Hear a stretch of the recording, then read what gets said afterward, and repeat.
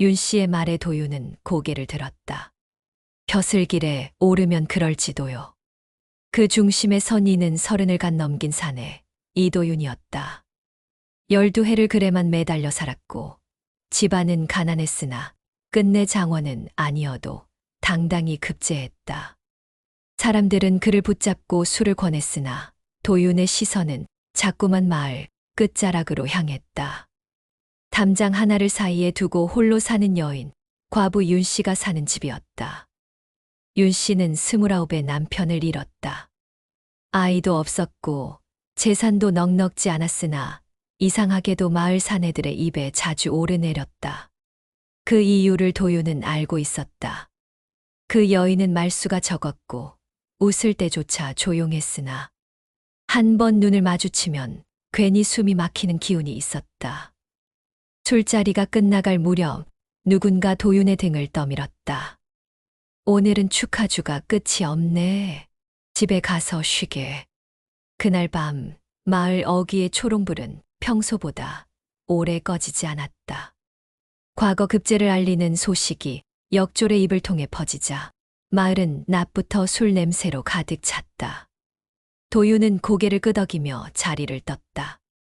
그러나 집으로 향하던 발걸음은 어느새 윤 씨의 집 앞에서 멈춰섰다. 담 너머로 희미한 등불이 새어나왔다.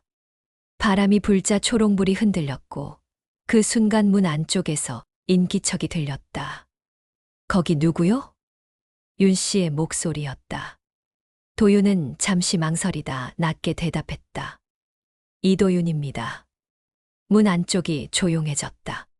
잠시 후 나무 문이 아주 조금 열렸다. 윤 씨는 상복 대신 담담한 색의 옷을 입고 있었다. 상복을 벗은 지는 오래되었으나 그날따라 도윤은 처음 보는 모습처럼 느껴졌다. 과거에 급제했다 들었습니다. 소문이 빨랐군요. 마을에서 모를 리가 있겠습니까? 윤 씨는 잠시 도윤을 바라보다 문을 더 열었다. 그것만으로도 충분한 허락이었다. 방 안에는 향 냄새가 은은했고 초롱불 하나가 방을 밝혔다.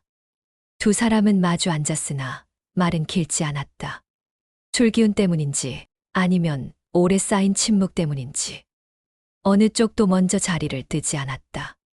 이제 떠나면 다시는 이 마을 사람이 아니게 되겠지요. 그 말이 끝나자 방 안의 공기가 달라졌다. 윤 씨는 고개를 숙였고 도윤은 괜히 숨을 고르느라 입술을 깨물었다. 초롱불이 한 번 크게 흔들렸다. 그날 밤 두 사람은 더 많은 말을 하지 않았다. 다만 긴 침묵 사이로 숨소리와 옷자락 스치는 소리만 남았다.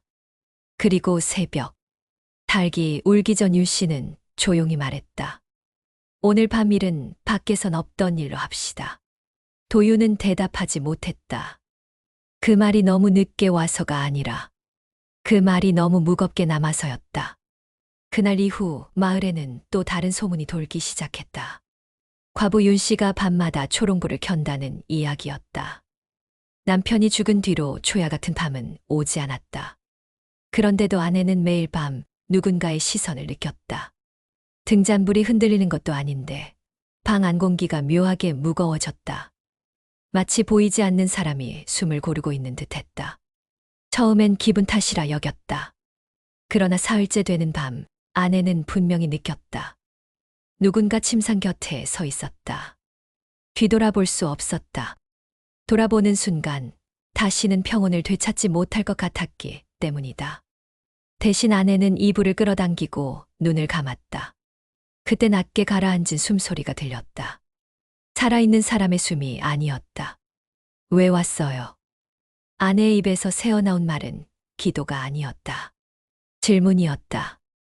대답은 없었지만 등 뒤에서 차가운 기운이 스며들었다. 남편이었다. 생전에 늘 말이 없고 속을 잘 드러내지 않던 사내. 죽어서도 다르지 않았다. 그날 이후 밤마다 남편의 기척은 반복되었다. 아내는 점점 잠을 이루지 못했고 낮에는 사람들의 시선이 두려워 밖에 나서지 못했다. 동네 사람들은 수군댔다. 젊은 과부가 밤마다 불을 켜놓는다더라. 귀신이 붙은 게 아니냐. 아내는 그 말이 틀리지 않다는 걸 알고 있었다. 그러던 어느 날 친정에서 데려온 하녀가 조심스레 입을 열었다. 마님 혹시 밤에 누가 옵니까? 아내는 그제야 처음으로 고개를 들었다. 하녀의 얼굴은 이미 모든 걸 알고 있다는 듯 굳어 있었다. 저도 봤습니다. 그 말에 아내의 심장이 내려앉았다. 남편의 혼은 아내 혼자만의 환상이 아니었다. 진실은 마지막 밤에 드러났다. 그날 밤 아내는 일부러 등잔을 껐다. 숨도 죽이고 움직이지도 않았다. 남편의 혼이 나타나기를 기다렸다.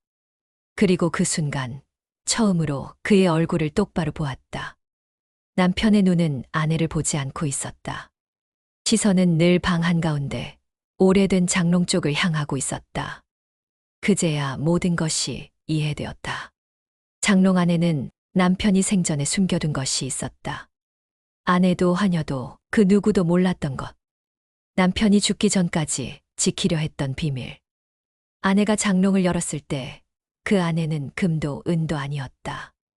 핏자국이 마른 옷 한 벌, 그리고 아이의 작은 신발 한 켤레. 그날 밤 남편의 혼은 처음으로 아내를 바라보았다. 그리고 고개를 숙였다. 지키려 한 것은 아내의 정절도 집안의 체면도 아니었다. 숨겨진 죄였다. 아침이 되었을 때 남편의 기척은 사라졌다.